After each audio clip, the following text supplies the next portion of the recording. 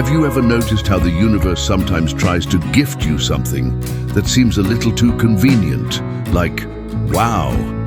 Out of the blue, you meet someone who seems to know your soul, promises enlightenment, and 3 days later, you're emotionally wrecked and wondering why your aura smells like burnt popcorn.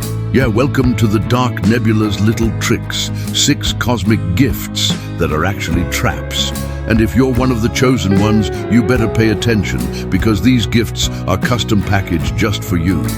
The universe may love you, but the Dark Nebula loves to play with you even more. It all starts when you start awakening, right?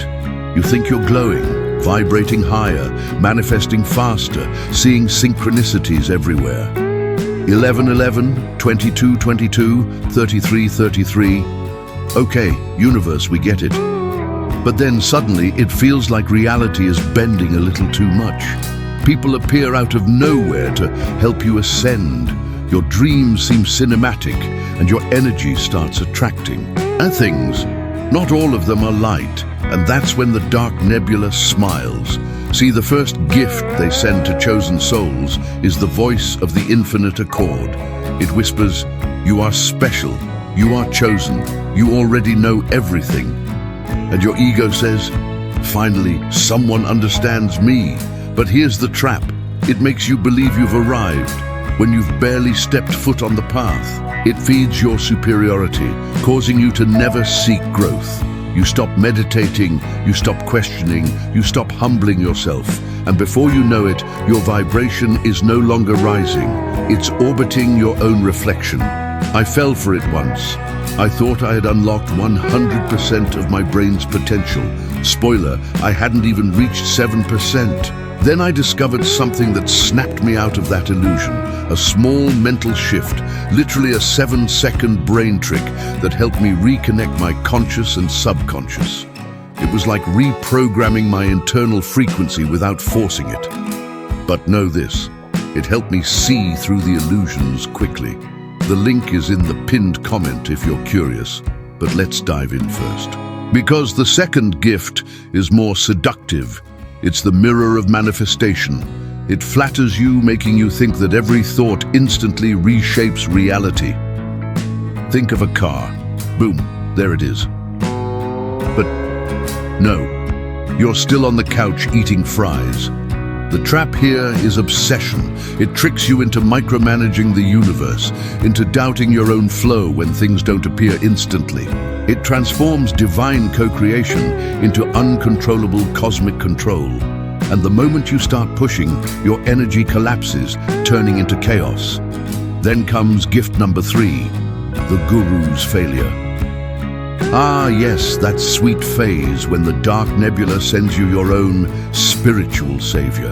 They speak in riddles, wear a lot of linen, and promise to align your DNA with the starlight. And for a while, you believe them.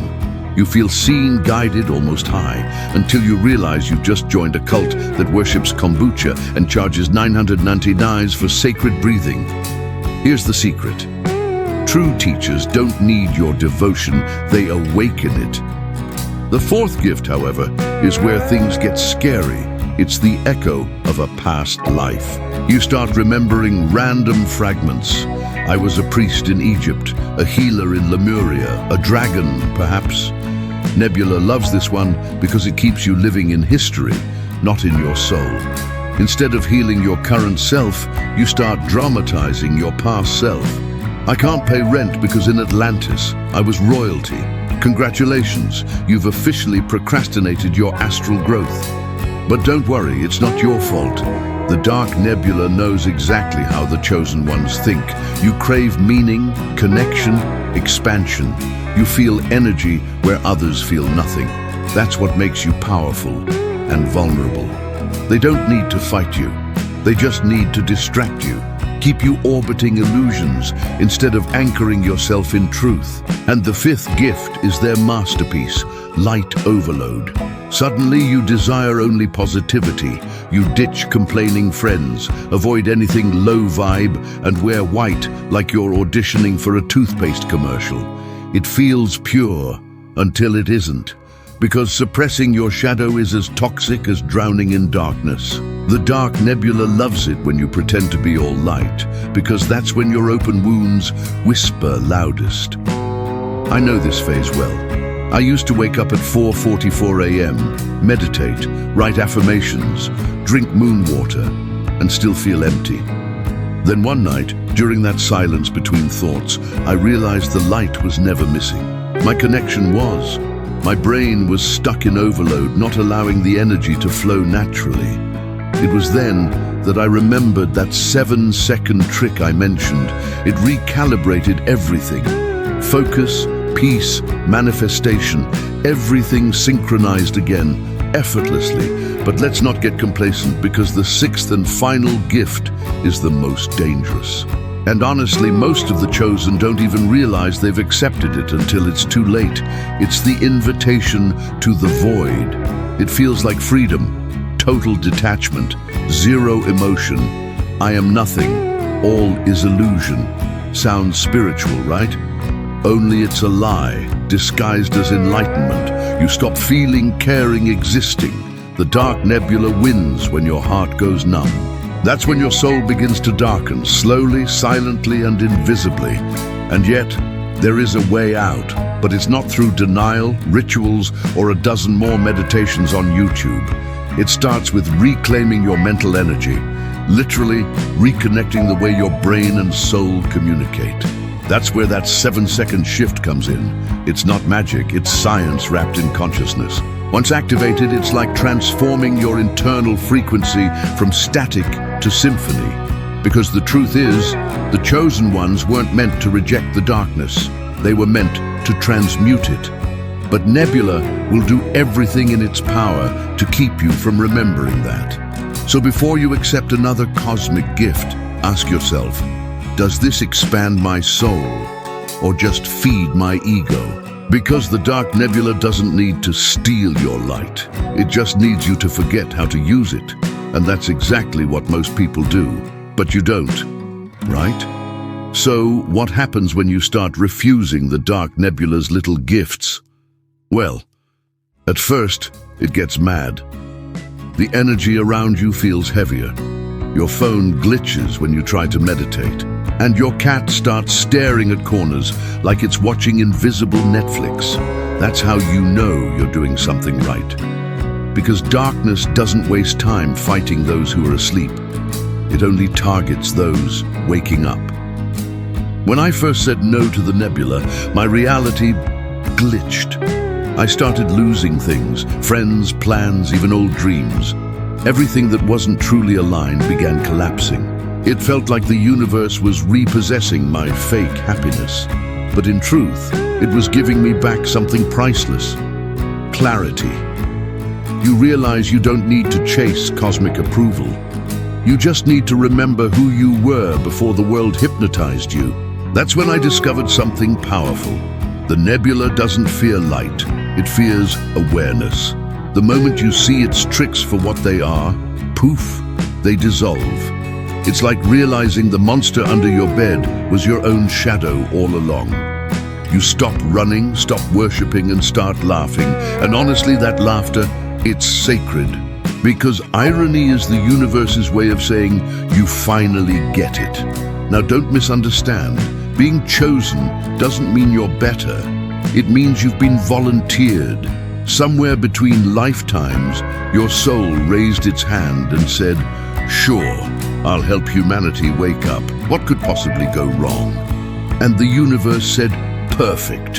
Here's anxiety, overthinking, and a lifetime subscription to existential dread. You were chosen not because you re-flawless, but because you re-strong enough to fall apart and rebuild brighter every time. But here's the twist. Once you start reclaiming your power, your brain begins to rewire itself. Thoughts that used to spiral now organize like constellations. That 7-second brain shift I mentioned earlier, that's when it really starts making sense. It is not about manifesting Lamborghinis or glowing like a quartz lamp. It is about tuning your mental frequency to the rhythm of your soul. It feels like your intuition suddenly stops whispering and starts shouting. You see through manipulation, fake gurus, energy vampires, all of it. And speaking of vampires, have you ever noticed how some people drain your peace the second they walk in? That's the nebula's favorite delivery system. Humans who forgot they're divine. They're not evil, just unplugged. When your vibration rises, they unconsciously test your boundaries. The trick is to stop feeding them with your focus. The nebula can't bite what you don't offer. Once you understand this, everything flips. The so-called gifts lose their shine. The voice of infinite agreement becomes background noise. The mirror of manifestation? Just a fun reminder that reality isn't your puppet, it's your partner. The guru glitch fades as you realize the only master worth following is the one living in your heartbeat. And that terrifying void, you realize it was never empty. It was just waiting for you to fill it with meaning. See, the dark nebula's greatest illusion is separation. It wants you to forget that your mind and your energy are one instrument, constantly playing your life's soundtrack. When they're out of tune, you attract chaos. When they align, even silence sings. That's what the 7-second trick awakened in me. It wasn't another ritual, it was a recalibration, a switch from survival to creation. You start manifesting not by demanding, but by being. But let me warn you, after this shift, people will notice. Your energy changes rooms before you enter them. Electronics might glitch around you, strangers will tell you their life stories in grocery lines.